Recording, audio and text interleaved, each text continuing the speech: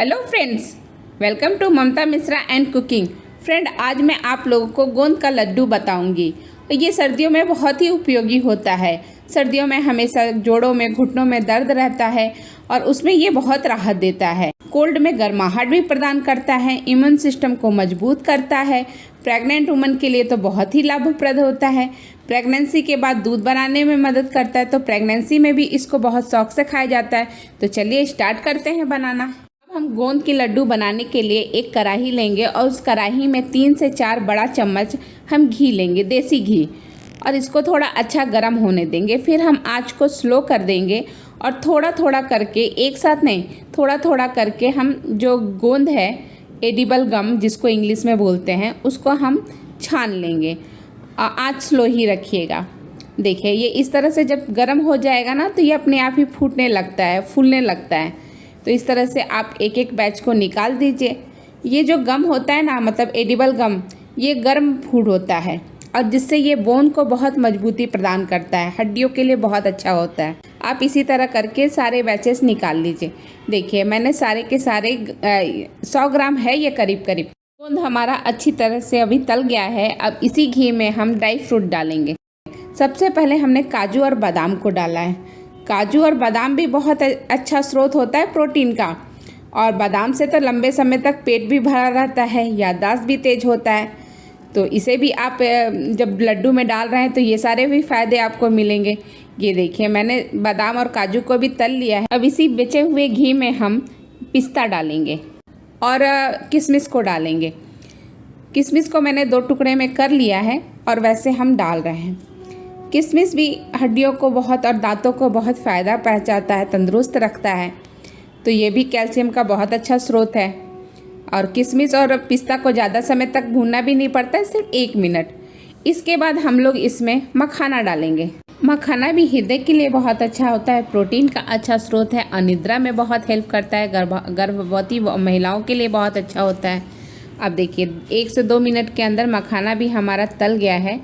अब इसको भी हम निकाल देंगे। अब इसमें ज़रा भी घी बचा नहीं है, लेकिन हम अभी और घी नहीं डालेंगे। अब इसी कढ़ाई में नारियल का बुरादा, या फिर आप चाहिए तो ड्राई कोकोनट लेके उसको क्रश करके भी डाल सकते हैं, और थोड़ा सा हम पोस्ता भी इसमें डालेंगे। और दोनों को हम 1 मिनट तक फिर से वापस से इसको भून देंगे। पोस्ता, जिसको कि खसखस भी कहा जाता है, और ये खसखस इम्यून सिस्टम को बूस्ट करता है, स्किन के लिए बहुत अच्छा होता है।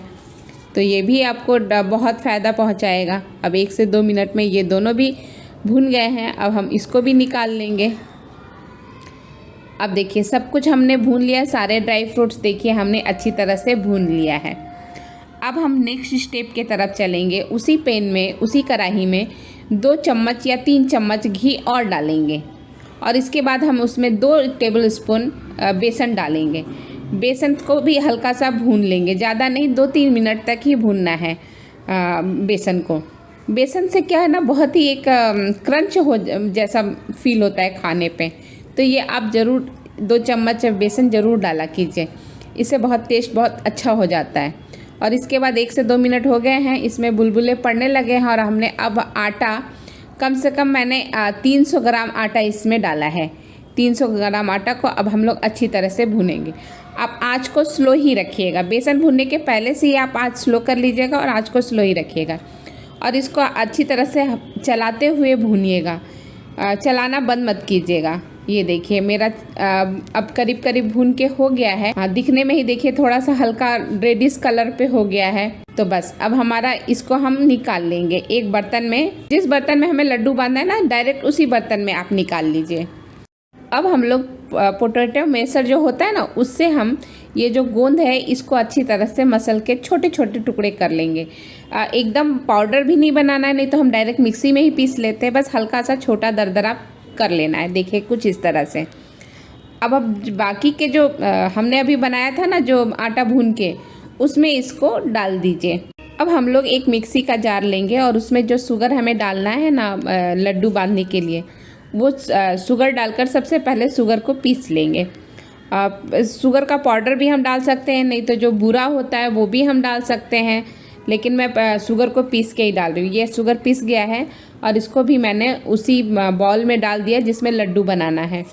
जिसमें से लड्डू बनाना है।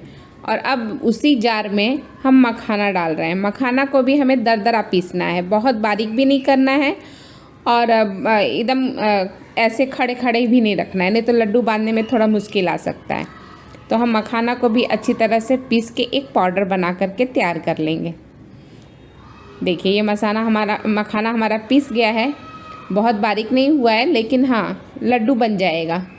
तो इसको भी हम उसी तरह से निकाल लेंगे उसी बर्तन में जिसमें लड्डू बनाने के लिए हमने बाकी चीज़ें डाला हुआ है।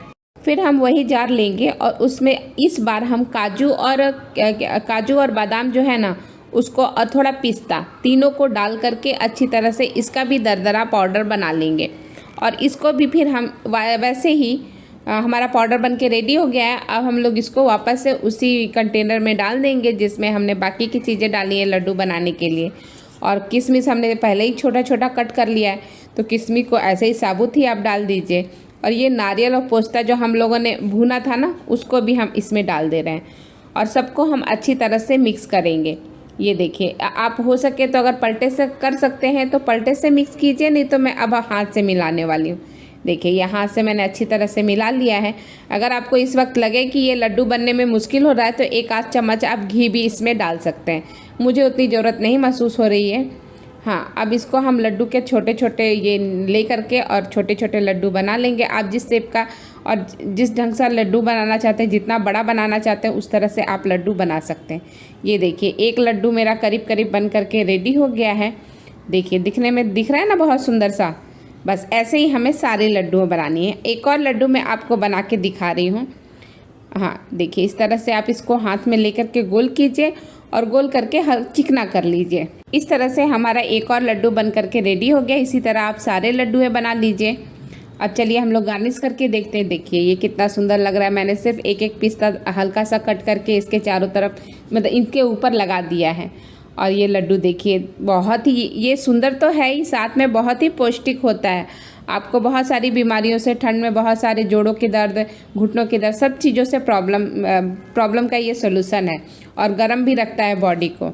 अगर आपको हमारा चैनल, हमारी रेसिपी पसंद आती है तो प्लीज़ लाइक, शेयर और सब्सक्राइब कीजिए। पास के बेल आइकन पर प्रेस कर दीजिए जिससे न्यू नोटिफिकेशन आपको मिले।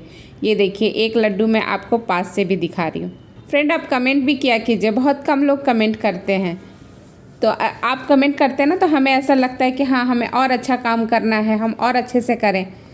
तो इसी के साथ मैं ये वीडियो ख़त्म करती हूँ। आपका बहुत बहुत धन्यवाद। Thank you.